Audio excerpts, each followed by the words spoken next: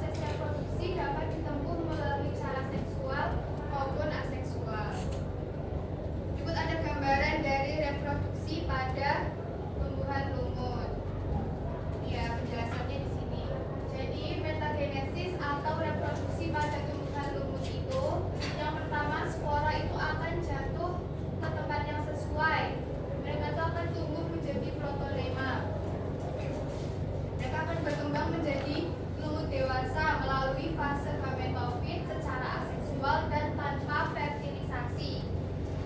Kemudian lumut dewasa itu akan membentuk archegonium dan juga antheridium. Jadi antheridium ini dia akan menghasilkan sel gamet jantan dan juga akan menghasilkan yang archegonium itu dia akan menghasilkan sel gamet betina dinamakan ovum. Dari fase spora hingga ke spermatozoid dan juga ovum itu yaitu adalah fase haploid atau hanya ada satu set kromosom. Yang berikutnya mereka akan berfertilisasi atau bertemu menjadi zigot. Kemudian akan berkembang menjadi sporogonium yang memiliki kotak spora yang nantinya akan terbawa air dan siklusnya akan berulang lagi. Kalau dari fase zigot hingga ke sporanium itu mereka melalui fase diploid atau mereka sudah menjadi satu ya, jadinya kromosomnya itu menjadi ada dua. Reproduksi tumbuhan lumut terjadi secara metagenesis, yaitu pergiliran keturunan secara teratur antara generasi gametofit dan sporofit. Daur hidup lumut diawali dengan adanya spora, kemudian tumbuh menjadi protonema. Protonema berkembang menjadi tumbuhan lumut yang akan menghasilkan gamet jantan antheridium dan gamet betina archegonium. Antheridium menghasilkan spermatozoid, sedangkan archegonium menghasilkan sel telur. Fase dari spora sampai ke spermatozoid dan sel telur disebut fase gametofit.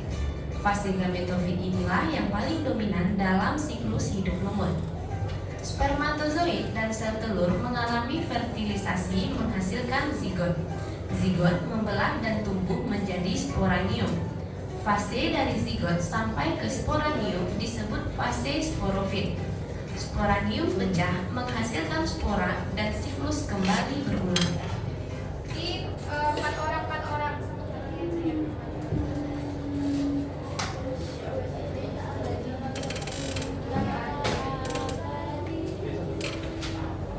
Cepat ya.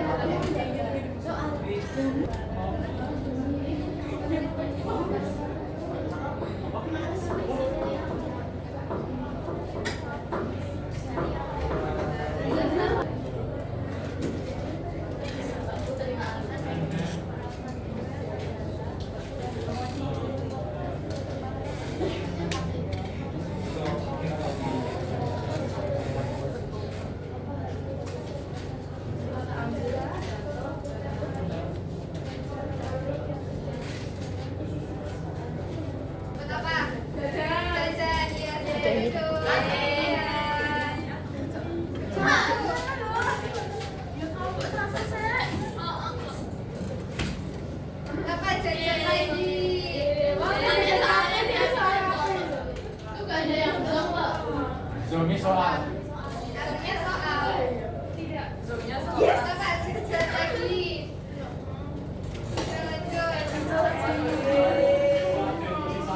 Dapat apa? Oh iya, nyambi. Soal. Nah, dari bawah nih. Kan udah jawab. Sama bawah nih. Kenapa? Iya. Mbak. Iya.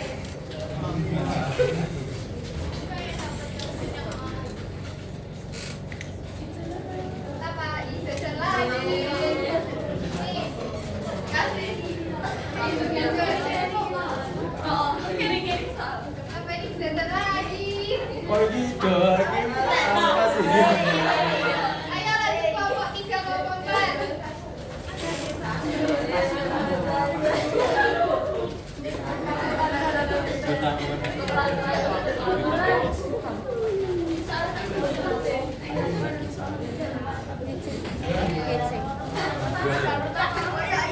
Aku lupa. Lagi dapat soal loh nanti. Jadi dapat jajan lagi. Ini ya. Jajan.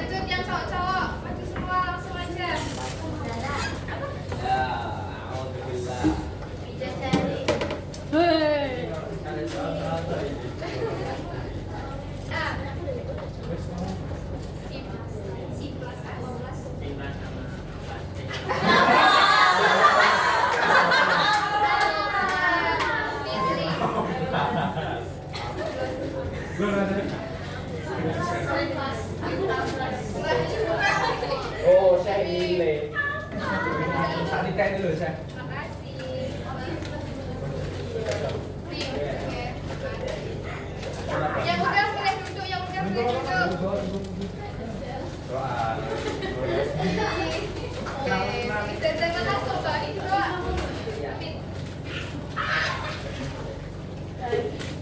Lagi soal apa? Soal apa? Narik kafe. Ya, apa ini? Ayo soalnya rezeki. Ayo Ber, semangat Ber. Kemudian Proses pertemuan spermatozoid dan ovum.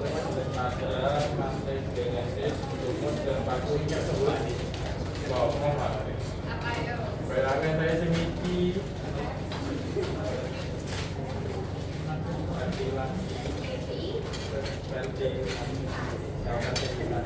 Oke, terima kasih. Ya. Semuanya udah dapat jajan belum? Materi hari ini udah selesai ya. Kesimpulannya apa? Ada yang bisa nyimpulin nggak tadi? Ketemuan saya udah jawab tadi. Terus, angkat tangan, angkat tangan. Ayo silakan, siapa namanya? Ya, Fania.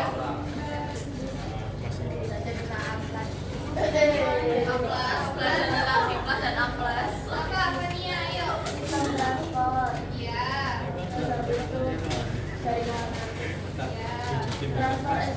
Iya.